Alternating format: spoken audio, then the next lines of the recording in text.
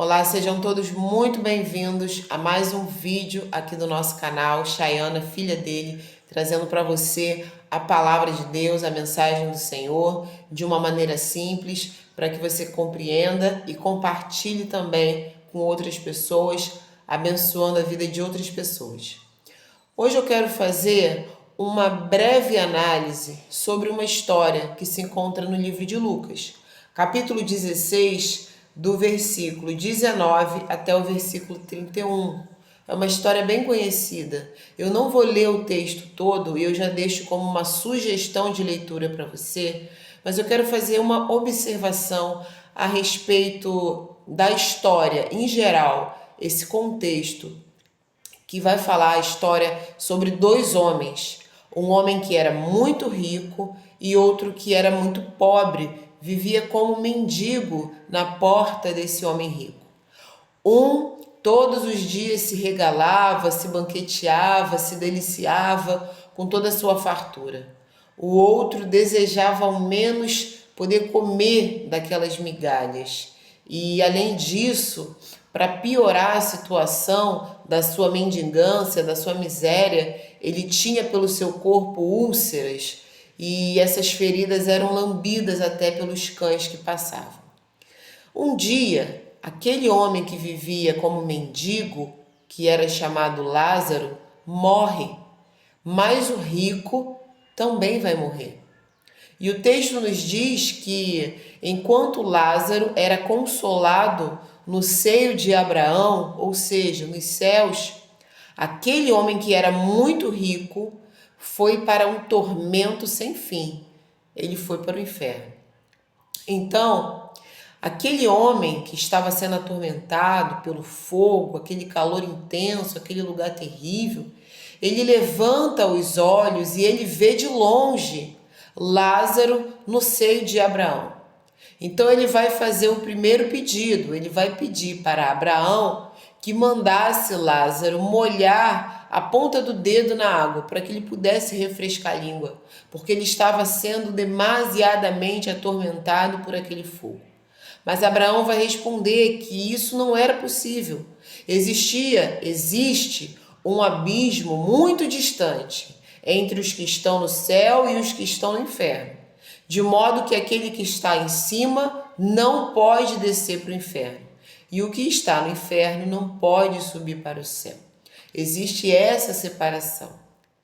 Então aquele homem rico, atormentado naquele inferno, ele vai fazer um segundo pedido. Ele vai pedir para que Abraão mandasse Lázaro até a casa dele para que testemunhasse para os seus 5 irmãos, a fim de que eles também não fossem para o inferno. Mas Abraão vai dizer: eles têm Moisés e os profetas, que eles os ouçam. Eles têm a palavra de Deus, que foi trazida através de Moisés e os profetas. Se eles a ouvirem e a cumprirem, eles não irão para esse lugar de tormento. Mas o homem, ele vai replicar e ele vai continuar dizendo a Abraão: mas eles não vão ouvir dessa forma. Se alguém entre os mortos for testemunhar, aí sim eles vão ouvir. Eles vão se arrepender. E Abraão vai dizer: se eles não ouvem Moisés e os profetas, eles não ouvirão alguém que está morto. O que essa história pode trazer para nós como aprendizado? Muitas coisas. É um texto que, como nós vimos, vai do versículo 19 ao 31. E eu deixo como leitura para que você faça esse estudo de maneira calma, tranquila, sem pressa, sem correr. Mas nós fizemos aqui um apanhado geral, um resumo da história, para a gente poder entender alguns pontos importantes dessa história. Primeiro, eu gostaria de começar deixando claro que não é pecado ser rico, de forma alguma. Temos na Bíblia pessoas que tiveram riquezas materiais, mas eram tementes a Deus. Exemplo, Abraão. Abraão era um homem que tinha uma vida estável. ele tinha emprego, ele tinha renda, ele tinha moradia, antes de Deus chamá-lo, antes de Deus fazer uma aliança com ele. Depois que Deus faz essa aliança com Abraão, ao longo da vida dele, nós vamos ver Abraão enriquecendo grandemente. Se tornou de fato um homem rico, mas não deixou de ser temente a Deus. Ele não deixou de ser respeitoso à palavra de Deus, obediente àquilo que o Senhor tinha para a vida dele. Ele, como todo ser humano, teve ali alguns episódios na sua vida de que ele fez aquilo que o Senhor não aprovou, mas mesmo assim ele se arrependeu e manteve-se no caminho de Deus. Outro homem que também foi rico, mas também foi temente a Deus, foi Davi. Um homem segundo o coração de Deus, um homem aprovado por Deus. E também, assim como todo ser humano, teve seus momentos de erros, pecou, mas se arrependeu. Foi um homem que enriqueceu. Vemos também Deus enriquecendo o seu filho, filho de Davi, Salomão. Grandemente, uma grande fortuna teve Salomão. Também cometeu seus pecados, mas foi um homem que serviu a Deus e temeu a Deus. Vemos também o Jacó também enriqueceu. Deus também fez com que ele prosperasse. Também, como todo ser humano, teve seus momentos de erro, mas foi servo do Senhor e também enriqueceu. E tantos outros, vemos também Jó. Jó foi um homem íntegro, reto, andou no caminho do Senhor, se desviou do mal. Foi um homem extremamente rico. E depois de passar pela provação, o Senhor aumentou a riqueza que ele já possuía. Então nós conseguimos encontrar na Bíblia a prova de que não é pecado ser rico. Agora nós precisamos entender uma coisa. O dinheiro, os bens materiais em si, por si só, não configuram pecado, mas aquilo que você faz com eles e principalmente aquilo que você permite que eles façam com você pode sim se tornar um grave pecado contra Deus. Se você usa o seu dinheiro para fazer o mal, para cometer crimes e abominações contra Deus, abominações que Deus despreza, coisas que Deus repreende, que Deus odeia, detesta, então aquele dinheiro ele já não está sendo uma bênção, ele está sendo como um objeto de maldade, ele está sendo uma maldição. Aí ele sim entra no âmbito do pecado, ele está sendo usado para o mal. E outro ponto, aquilo que você permite que o dinheiro faça com você.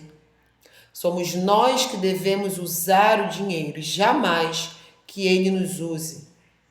Nós devemos dominá-lo e não ele nos dominar. Se você deixa que as suas riquezas, o seu dinheiro te dominem, mandem em você e que eles controlem a sua vida, os seus atos, o seu caráter, seus princípios, seus valores, a sua ética, a sua moral, sua imagem, reputação, o seu nome. Então esse dinheiro de fato já entrou sim na esfera do pecado. Veja que o dinheiro em si, por si só, não é pecado. Ele é um recurso que Deus nos dá. É uma bênção que o Senhor nos dá. Não apenas para as coisas básicas, como alimentação e saúde, mas também para nos dar uma qualidade de vida melhor, um conforto, poder proporcionar para a sua família momentos prazerosos, de conforto e proporcionar para outras pessoas também, que não têm acesso, abençoando a vida de outras pessoas. Então veja, o dinheiro, ele por si só é uma bênção, é um presente, é algo bom, positivo. Mas se você usa esse dinheiro para fazer o mal, ou se você permite que o dinheiro te domine e você se torna arrogante, soberbo, se achando melhor do que os outros, então aí você está pecando. Aí você coloca o seu dinheiro e você mesmos no pecado. Esse homem rico tinha à sua porta um mendigo que estava ali não apenas um dia, ele vivia ali. E ele tinha no seu corpo feridas, úlceras. Enquanto aquele homem do lado de dentro da casa se fartava de comer, aquele homem lá na sua porta estava à morte, estava para perecer, fosse de fome, de desnutrição, fosse de problemas por conta das suas feridas. Afinal, os cães vinham lamber, provavelmente moscas podiam pousar, poderiam ali colocar ovos e dar bicho, assim como acontece em animais. Aquele homem estava lá para morrer, largado. E aquele lá dentro de casa, comendo, bebendo, se alegrando, se fartando, como se nada tivesse acontecendo do lado de fora. Qual foi o pecado dele? Foi olhar apenas para o lado de dentro e não olhar para o lado de fora. Qual foi o pecado dele? Não usar o recurso que Deus deu a ele para abençoar outras vidas. Ele recebeu fartura, ele recebeu provisão, ele recebeu comida, bebida, casa, conforto, regalias, privilégios. Ele deveria compartilhar com outras pessoas. Se ele tivesse um olhar atento ao seu redor, ele com certeza se compadeceria daquele que estava ali morrendo na sua calçada, na sua porta. Certamente que o rumo da vida dele seria outro. Se ele fosse temente a Deus ao ponto de se importar com o outro, ao ponto de estender a mão ao outro, ao ponto de repartir aquilo que ele tinha, porque aquilo que nos sobra, aquilo que nós temos em excesso, nós devemos sim usar para abençoar outras vidas. Quando eu digo sobra, não digo a parte ruim. Eu digo aquilo que sobrou porque você já não precisa. Você tem tanto que está sobrando. E mesmo os que não têm muito. Porque ninguém é tão pobre que não possa ajudar de alguma maneira outra pessoa. E ninguém é tão rico que não venha precisar de ajuda. Outro ponto que eu gostaria de trazer é a questão do testemunho. Aquele homem no inferno acreditava que se Lázaro, que estava morto, fosse testemunhar aos seus irmãos que ainda estavam vivos, eles iriam se arrepender e não iriam parar no inferno também. Mas Abraão falou algo certo. Se eles não ouvem nem Moisés, nem a lei de Moisés, nem dos profetas, se eles não ouvem a palavra que está ali à disposição deles, eles não vão ouvir alguém que já morreu. Eles não vão ouvir alguém, mesmo que essa pessoa vá e apareça para eles. Eles têm lá com eles a palavra disponível, a palavra viva. Eles têm a palavra que eles receberam, que eles conheceram desde que eles nasceram. E a palavra está disponível, é a palavra viva, é a palavra do Senhor, é o suficiente, é o testemunho suficiente. Moisés, servo de Deus, a quem o Senhor deu as leis. e os profetas, servos de Deus, que foram pessoalmente testemunhar, profetizar o que o Senhor mandou. Se eles não ouvem a palavra de Deus, eles não vão ouvir, mesmo que venha alguém dos mortos. O momento de ouvir a palavra de Deus é enquanto você está vivo. O momento de você se arrepender dos seus pecados e de você seguir o caminho de Cristo é enquanto você está aqui nesse mundo, com a palavra que Deus já deixou na terra. O Antigo Testamento, o Novo Testamento formam a Bíblia. A palavra que o Senhor nos deixou aqui por herança, por testamento, por ordem, por lei, por mandamento, por conselho, por amor, para repreensão e para salvação.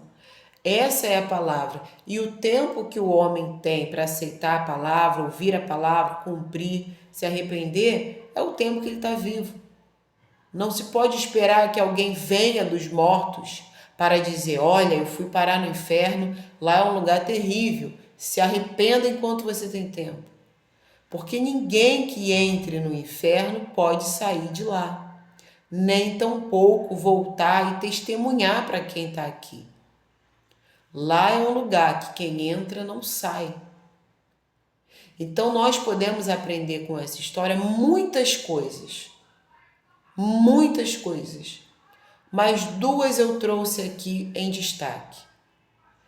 O dinheiro é a bênção que o Senhor nos dá, uma das inúmeras bênçãos. Mas a maneira como você usa o dinheiro e a maneira como você permite que o dinheiro te use pode sim se tornar um pecado, uma maldição na sua vida. Use o dinheiro com sabedoria para abençoar. Use a sua renda para que a primeira parte dela, não aquilo que sobrou, mas a primeira parte dela, as suas primícias, sejam devolvidas ao Senhor. Esse é o dízimo, a melhor parte, a primeira parte dos seus ganhos, do seu salário. O dízimo, os 10% do seu salário, da sua renda, para o Senhor. Não é dar, é devolver aquilo que é dele. E com aquilo que restou, você vive a sua vida. E o Senhor não vai deixar faltar nada. Você vai pagar suas contas, honrar os seus compromissos, pagar as suas dívidas, alimentar a sua família, trazer conforto e abençoar outras pessoas que estejam precisando. Então, o dinheiro, ele é para ser uma bênção. Cabe a nós sabedoria para usar. E segundo ponto que nós trouxemos aqui hoje, o testemunho é algo dado em vida. Não se pode esperar que alguém que morreu volte para contar como é do lado de lá. A pessoa não pode pensar: eu vou continuar vivendo a minha vida do jeito que eu quero e eu vou esperar que o meu amigo que faleceu volte e me diga como é do lado de lá.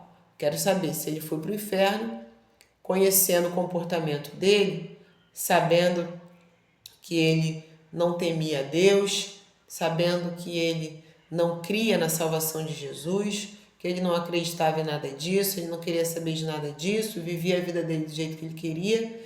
Então, pelo que diz, ele deve ter ido para o inferno. Eu vou esperar ele chegar, eu vou esperar ele me trazer notícias para saber se de fato é um lugar ruim, para saber se de fato ele foi para lá. Aí eu me arrependo, aí eu me converto. Isso nunca aconteceu e isso jamais acontecerá. Então, pegue como exemplo o que esse homem rico estava querendo que acontecesse e entenda que isso jamais vai acontecer. Nunca alguém que morreu vai voltar e vai dizer como é o lado de lá. Seja o em cima ou embaixo, seja o bom ou ruim. Ninguém que foi para lá vai voltar e vai dizer. Esse é o mistério da vida que o Senhor manterá como mistério. Só vamos ver e saber quando estivermos lá. Agora, os avisos que o Senhor nos traz na palavra dele são muito claros e têm que ser suficientes. como é o céu, o que acontece lá, como é o inferno, o que acontece lá. Não precisamos ver primeiro, ter uma prévia, não precisamos ouvir os gritos e gemidos, ou do outro lado, os risos e a alegria. Não, o que está na palavra de Deus a respeito do reino de Deus nos céus e a respeito do inferno já tem que ser o suficiente para que nós saibamos a diferença de um e de outro. Então, guardemos essa história sobre o rico que foi para o inferno, não por ser rico, mas pela conduta que ele teve proveniente da sua riqueza. Foi orgulhoso, foi egoísta, pensou só em si, não foi temente a Deus, não respeitou a Deus e não atendeu às necessidades daquele que estava ali ao seu alcance. Não ajudou de maneira nenhuma aquele mendigo que estava passando por dificuldades. E por outro lado, tem também o mendigo, o Lázaro, que estava ali no seu tormento, no seu sofrimento, mas que foi consolado, foi recebido no seio de Abraão nos céus, e isso nos mostra que muito além de riqueza, de pobreza, está o nosso comportamento diante de Deus, o nosso temor diante de Deus. Porque por mais que o rico seja extremamente rico, se ele for temente a Deus, se ele for obediente ao Senhor, certamente o dinheiro dele não será problema algum, pelo contrário, ele será uma bênção na vida de muitas pessoas. Então que a gente tenha isso em mente, guarde essa palavra, faça a leitura desse texto e mande esse vídeo para outras pessoas também, para que elas também sejam abençoadas também com essa reflexão que nós fizemos hoje. Que Deus te abençoe e até a próxima, se Deus permitir.